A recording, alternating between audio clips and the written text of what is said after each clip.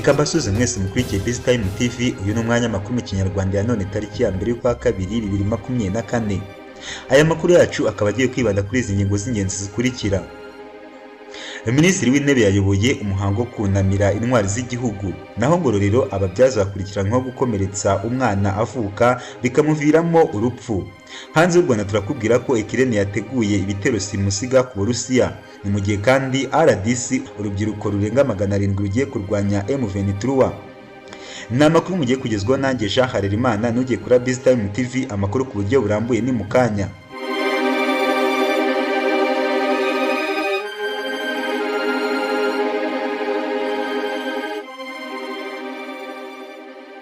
Ikaze mu makuru yacu ku buryo burambuye. Ahagana saa 4 z'igitondo kuri uyu wa kane tariki ya 2 Gashyantare 2024, abayobozi bakuru barimo Minisitiri w'Intebe Edouard Ngirente bunamiye intwari z'igihugu ku gicumbi cy'intwari i Remera hafi ya stade Amahoro.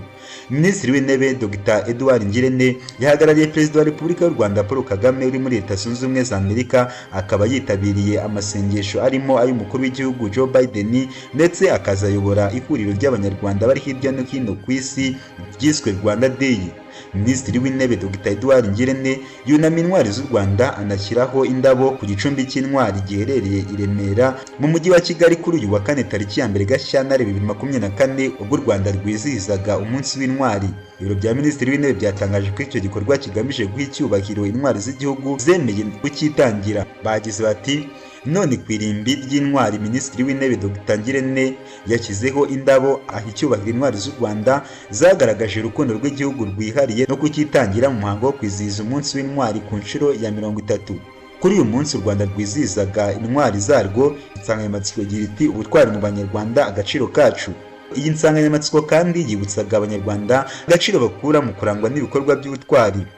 Nanone kandi urwego rw'igihugu rw'ubugenzacyaha RIB rwataye muri yombi ababyaza babiri bo mu bitaro bya Kabaya mu karere ka Ngororero bakomerekeje umwana avuka, babonye apfuye bahitamo gutoroka. Ibi bikaba byabereye aho ibitaro bya Kabaya biherereye mu karere ka Ngororero, umurenge wa Kabaya, akagari ka Kabaya, mu mudugudu wa Rurembo, tariki ya 20 Mutarama 2024. Ababyaza batewe muri yombi ni Hagenimana Jean Pierre w'imyaka 28 na mugenzi we witwa Nyiranje Mubandi Vestine w'imyaka 36. Aba bombi bafashwe kwa 29 Mutarama 2024 aho bakurikiranweho icyaha cy'ubwicanyi budaturutse ku bushake. Urwego rw'ubugenzacyaha rwatangaje ko rwamaze guta muri yombi Hagenimana Jean Pierre w'imyaka 28 na Nyiranje Mubandi Vestine w'imyaka 36 bakurikiranweho iki cyaha. RIB ivuga ko yabataye muri yombi kwa 29 Mutarama 2024 bakaba bakurikiranweho icyaha cy'ubwicanyi budaturutse ku bushake. Ndeka amakuru mu Rwanda tuyasureza ahubwo tukubwire kuyavugwa hanze y'u Rwanda. Muri Kongo urubyiruko rurenga 786 rurimo abakobwa 26 rwo muri Rutsuru na Masisi muri Kivu ya ruguru rwinjiye mu gisirikare ngo rujye guhangana na M23. Umuvugizi wa Operation Sokora ya mbere Kapiteni Antoni Mwarushayi avuga ko M23 ikomeje guterwa inkunga n'u Rwanda, bityo mu bice M23 irimo urubyiruko 786 barimo abakobwa 26 biyemeje kujya mu gisirikare cya Kongo. Kapiteni Antoni Mwarushayi yongeyeho ko aba basore bakunda igihugu cyabo banze gufatanya n'abateye M23, bose bemeza gukorera igihugu munsi y'ibendera ry'igihugu, guhorera ababyeyi babo, abavandimwe n'abashiki babo bishwe. Colonel Faustin Ndakara ushinzwe ibikorwa byo kwinjiza mu gisirikare muri Kivu ya ruguru mu kigo cya gisirikare cya Chikoti Chitambwe muri kilometero 12 uvuye mu burengerazuba bw'umujyi wa Beni, yavuze ko urwo rubyiruko rw'abakorerabushake rubanza guhurira kuri site ya Rwindi iri muri teritwari ya Rutsuru nyuma y'igikorwa cyo gutoranya abinjira mu gisirikare no kwiyerekana. Ishami ry'umuryango w'abibumbye MONUSCO ndetse na UNICEF bakoze igenzura hagamijwe kurwanya ko abana binjira mu gisirikare. Kuva mu mwaka wa 2023 urubyiruko rurenga 40,000 rumaze kwinjira mu gisirikare nyuma yo kubishishikarizwa na Perezida wa Kongo Tshisekedi ushaka kwivuna umwanzi we M23. Iki gikorwa kibaye mu gihe imirwano hagati ya M23 na FARDC ikomeje guca ibintu mu burasirazuba bwa Kongo.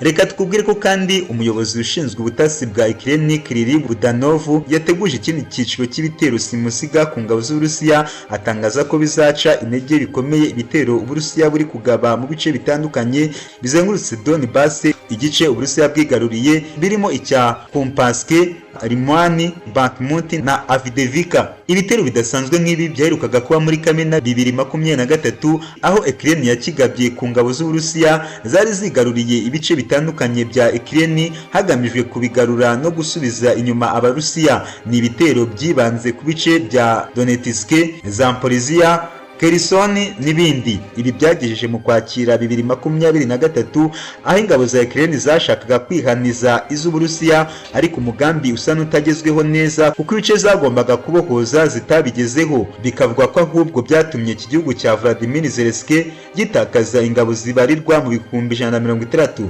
Kuri iyi nshuro Bonadove yabwiye Telegraphe ati tugaba ibitero n'umwanzi akabikora uko kuri ubu akumwanzi kashobotse. Ibitero by'umwanzi bigiye gushyirwaho iherezo mu gihe ibyacu bizaba ari bwo bitangiye. Icyakora haribazwa uburyo Perezida Zelensky azagera kuri uyu muhigo mu gihe intwaro ze zirimo n'izahawe nabo mu burengerazuba bw'isi zangijwe cyane. Ikindi nuko abasirikare benshi bagiye kuhagwa butitsa bagasimbuzwa abataramenyereye intambara, ndetse muri iyi minsi inkunga mu bya gisirikare Ukraine yagenerwaga na Amerika bikaba bitizewe neza ko zizakomeza gutangwa uko bikwiye. Nubwo intwaro n'abasirikare babizobereye ku ruhande rwa Ukraine bikomeje kubiyanga, Perezida Zelensky yatangaje ko agiye kwinjiza ingabo nshya zirenga 500 mu gusimbura abaguye ku rugamba kuva intambara yatangira. Nubwo ubutegetsi bwa Kiev butagaragaza imibare y'abagwa mu ntambara, ariko Minisitiri w'ingabo y'Uburusiya itangaza ko byibuze mu myaka 2 ishize iyi ntambara yaguyemo abasirikare ba Ukraine 400. Umwe mu bakozi ari abahafi kuri Perezida Zelensky witwa Alexei Aristovich we yavuze ko abapfuye bagera ku 300. Mu mezi make yashize umwe mu basirikare bakuru ba Ukraine Valery Zaruzine yavuze ko urugamba rugeze ahakomeye ku buryo gusimbura Abarusiya bisa n'ibidashoboka. Mwakoze gukomeza gukurikirana ibiganiro bya BizTime TV. Ibiganiro byacu nagahoraho byakugezaga aya makuru. Nitwa Jean Harerimana.